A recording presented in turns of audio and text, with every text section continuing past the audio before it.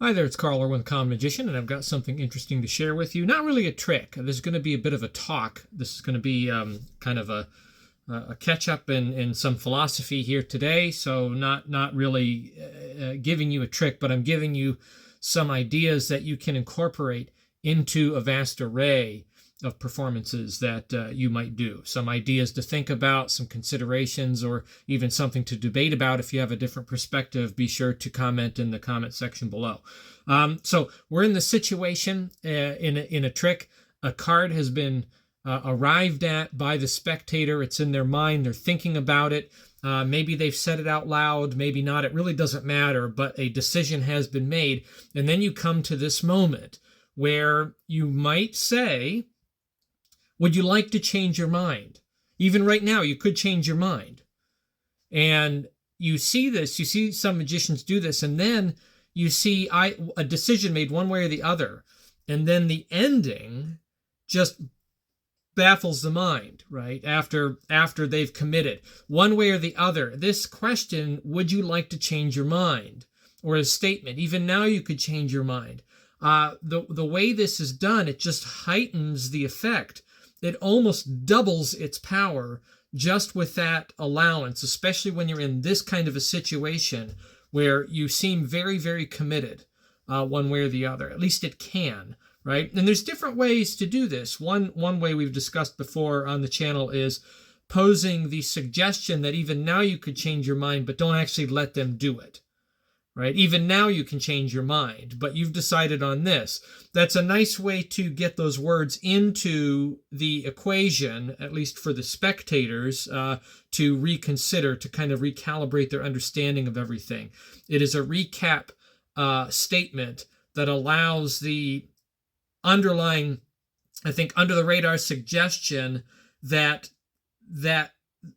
if they change their mind, the situation would have changed, or that they have the allowance to do it, even though in practice you don't allow them to do it. So I see this with people like Chan Canasta. If you see some of the old videos with him, he would often say, even now you could change your mind, but then he would not allow them to do so. He would continue on and do the presentation. However, there are these other circumstances, even with Canasta, David Berglas would do this, where he would say, even now you could change your mind. If you change your mind on the card will change, right? And they would do that, and they would allow the spectator to make the decision. So let's do this, right? We say we've committed to the Queen of Hearts. That's what they're thinking about. Now, I don't know that necessarily. Maybe I do, maybe I don't. It doesn't matter. But this is what the spectator has in their mind. And then you say, would you like to change your mind? You can change your mind if you want. And then we'll say that heads means yes, we'll change our mind. Tails means no, we'll stick, right? So we flip, and they do this, and we have heads, and they change their mind. And they come up with the Ace of Spades, right? And obviously, I don't have that here. How does this end? How does this end? If you really do give a choice to change their mind, should you do such a thing? And if you do, and it ends up being wrong, well, how do you deal with that? What is the out? And I've often wondered, watching some of these performers, and even some people today that seem to take this risk, and you wonder, well, what is their out if they do change their mind? Because you never see the time when they do. That for some reason that never makes it into the video, right? That you see it never makes it into the record, the public record that is seen by everybody. You don't ever see that. But there must be some way to deal with that. So there's an obvious solution to this. We'll get to it in a moment. Before, I just want to catch you up on some other things. I have been going through a book. This is kind of off the topic. And we've been talking about some nail writing lately. And I've got this Thomas Baxter book. This is a reprint. It's a second edition of the Nail Writer Anthology. And I'm about halfway through. And I have to say, this is a pretty good read for anybody interested in doing nail writing or getting into it, which is, I am just really just getting into it. I have been doing it occasionally for some effects, but it's not something I've done regularly at all, and I'm fairly ignorant on the practices, apart from what I've read in Corinda, and some of these very available sources that many of you may be aware of. I've really enjoyed this, and again, I'm halfway through, and I've already changed the way I do some things. Between this and some recommendations and some conversations through email with Gino Minari, who's out there, frequents the channel, I've kind of rethought the way I approach it. And I've already changed my gimmick, which I may or may not talk about at some point. And I found that just by reading that, taking some recommendations there, altering my gimmick the way I use it, I found that my writing has improved dramatically. I'm much more capable in my writing and in my security without having to look, and in my hold. And there are some tricks in here, but I think for the most part, the best part about this book, at least, again, I'm only halfway, is just the philosophy around it, and the recommendations that are made and suggestions in terms of evaluating the possibilities, because it leaves nothing out and it takes no positions. It just kind of explains what all the possibilities are. Just in considering one's philosophy and approach, I think it will impact any way that you use the writer. So I just wanted to catch you up on that. I told you I was investigating more of it, and that's where I've gotten to. So that was in place to get the people that want a quick trick out of the picture. You've stuck with me this long now for, what is it, about 7 minutes. So let's take a look. What happens? We've changed our mind. We've gone to the Ace of Spades. Obviously, it's not right here. How do you deal with that? Well, I think the out is obvious. The out is, you should have stuck with your first decision. That's it. It's simple. It's as simple as that, right? Now, why bother doing this? Well, one is that there's no,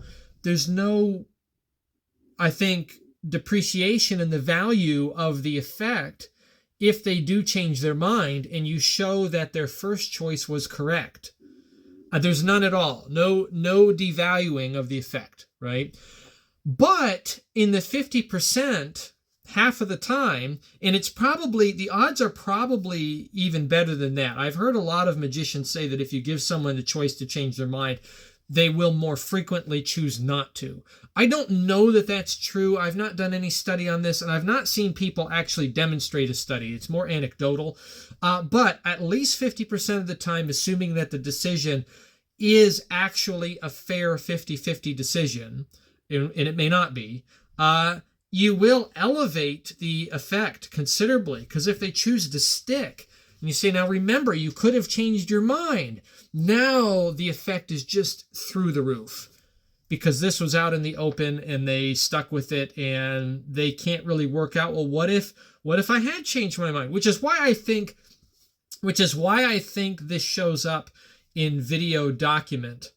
And that's the instance that in the series of street magic that someone does, they always pick that one, or even in parlor situations or in a show, they're going to pick. I've been watching Darren Brown lately, right?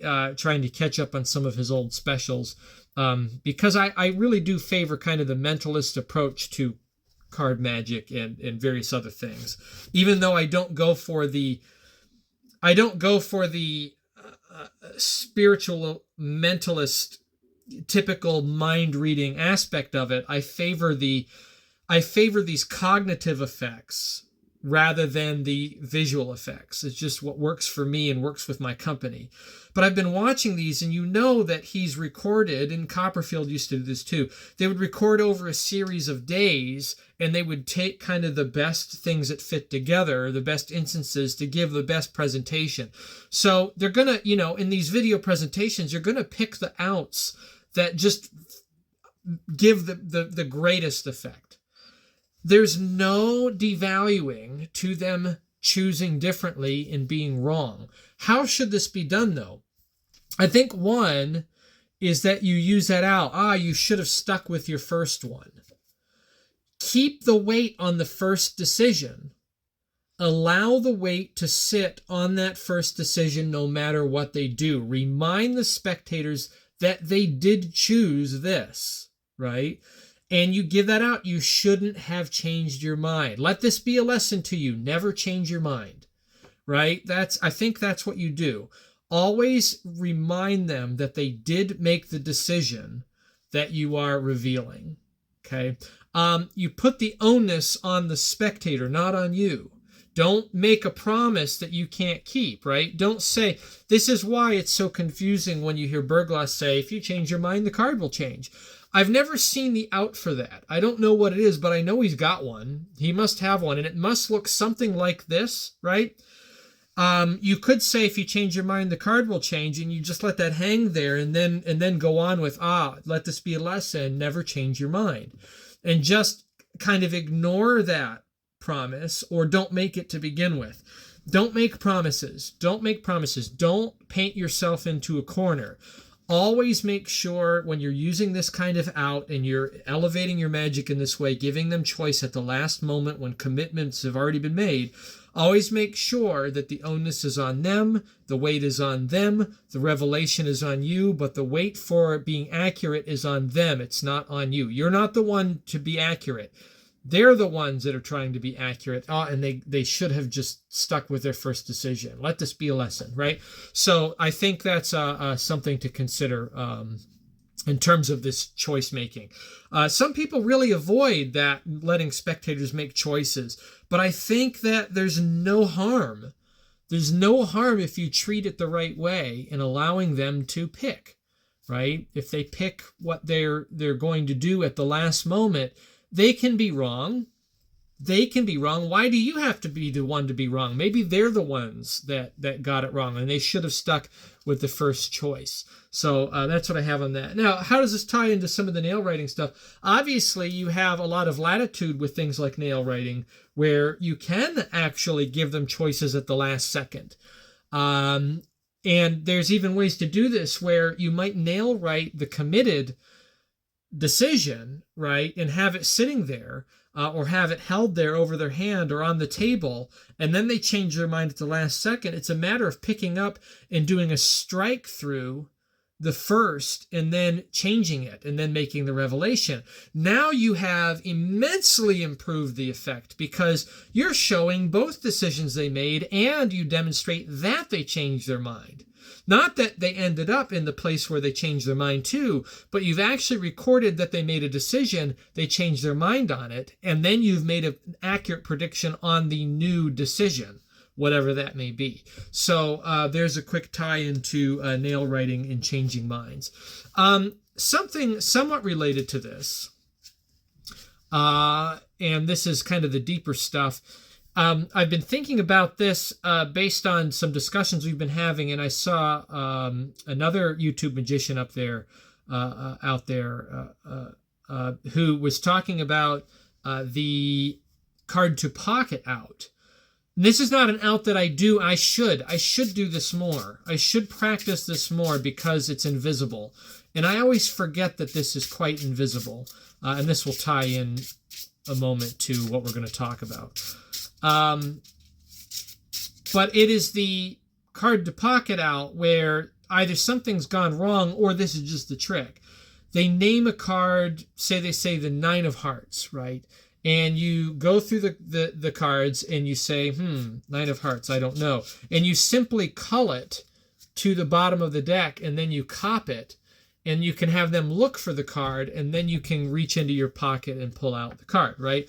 So copying to pocket, you can deal with changed minds in that way. That's one way to do it. But this idea here about having them name something and then going to seek for it.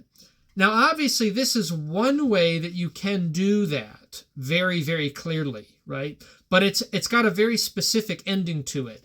The ending is I don't see it in there. You go ahead and take a look. But what if you're doing seeking? What if you're doing seeking and you're not doing that particular out? I've heard other magicians, the same magician as well, and others talk about just openly grabbing a card that is named freely. So you have opportunity with a spread. And they name a card, and if they name a card that's in that immediate spread, you can quickly get control over it, either by cutting or culling or whatever. And some suggesting, well, then it's just a matter of doing maybe 3 or 4 more spreads and getting control of it. Or having the cards like this and have a card named, you spot it and then you shift it into position. We've talked about the spread shift, the table spread shift. I don't think that works as well as some people hope. Now, I do believe that some people are quite capable of doing that. I think it requires some misdirection and it requires maybe a few other layers. One way that you can make that work is that if you get control, I think it requires that you have the spectator then insert control. You either need to use a discrepant move like what we've talked about, but you need to have the spectator intervene when you've done a control like that from a thought of card and you've found the location. Otherwise, I don't think it works. I don't think you can really just have control and then find the card, control it, and then do something from there. I think that's awful, awful fishy. You need to have some other kind of information gap in there. And one way that we achieve that, I think, is by having them name a card, and let's say they say the 5 of diamonds, and you go through and you find their 5 of diamonds, and you remove it, and then you do something with the card, right? We'll get to that in a moment. But rather than doing something with the card, the information gap exists that actually I can do a revelation on the mate, right? Wherever they stop, I can find the mate because I called the mate, or I got control rather on the card they've named, but on the mate to the card.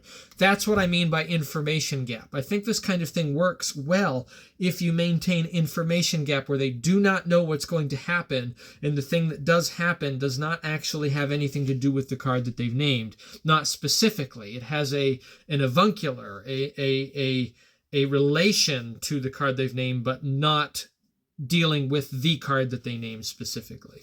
So I think that that's possible too.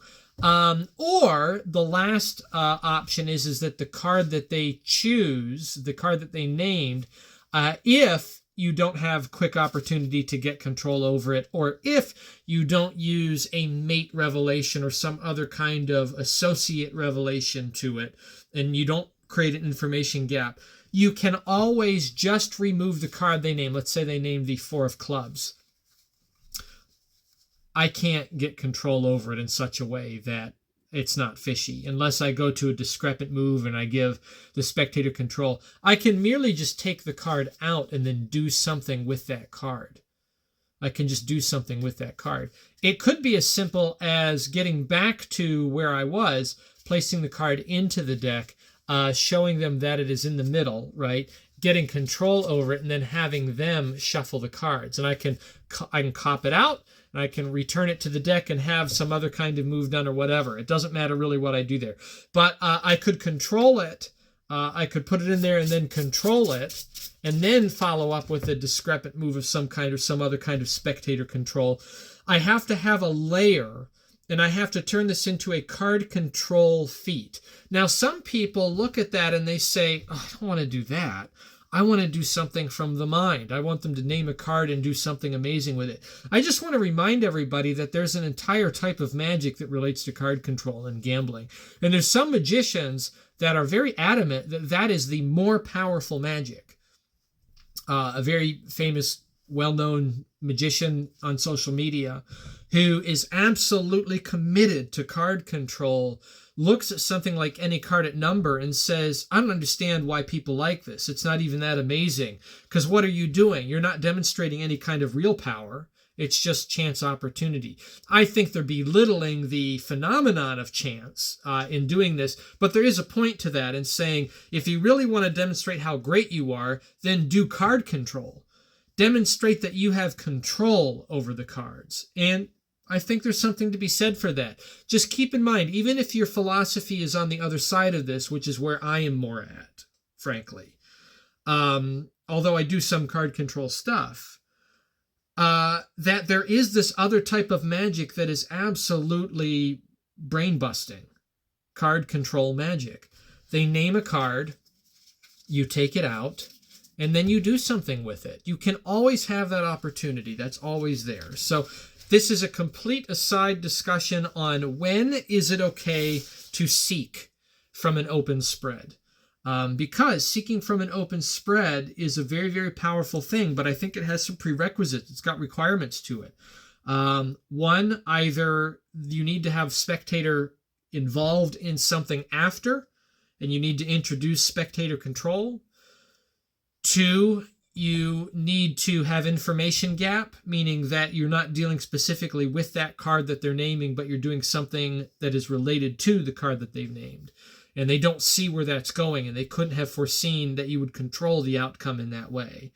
Or three, you merely turn it into a card control feat. You remove the card that's been named, and then you do something with it. Just having those three angles alone gives you the possibility of a whole routine of magic. I mean, you have a whole system of jazzing, a vocabulary of jazz magic, just with those three possibilities. You can run with that any way you want and do a whole series of tricks for spectators that where each trick looks nothing alike, but all of the magic is associated with them naming something openly rather than picking a card. And you get quite a variety of outcomes there. So anyway, a lot of stuff to talk about. Making choices. Would you like to change your mind? What do you do with that? What are the outs for that? Is that worth it? I think it's worth it. I think there's no risk at all. I want to frame all of these discussions in a light where we can conclude that there actually is zero risk. We're not taking any risk. Our outcomes are absolute. Our outcomes are absolutely controlled. We always have control. We never leave anything to chance. What we're leaving to chance is the avenue that we take. But all roads have already been evaluated. We already know what all of the outcomes and all the possibilities can be. So we're comfortable. We're comfortable taking it. Think of it like this. If you've lived in a town for a long time, you learn every way to get from point A to point B. And you will take different routes at different times to get to that end, depending on the situation, maybe depending on the time of day and the traffic that's there, maybe depending on other errands that you need to run in order to get to that place, maybe just depending on how you feel that day. You can take any one of 8 or 9 or 10 different ways to get from here to there. Or knowing that I could go from here to there, but there's another location, maybe it's a gas station, and I know that the prices are better over here. I'm still getting gas one way or the other. The end is still the same, but I have made different decisions to get to a different location to do what I'm doing. Okay, so that's my analogy. There's no risk in this. None, zero whatsoever. None whatsoever. And if you come up to a roadblock or a detour, you can always take the detour and still get there. You know all the roads. You've traveled all of them. That's your vocabulary. We're not talking about risk. We're not talking about taking chances. We're talking about creating the illusion of taking chances so that when we get to the end of it, the magic is exponentially improved. Good luck with that. Happy magicking.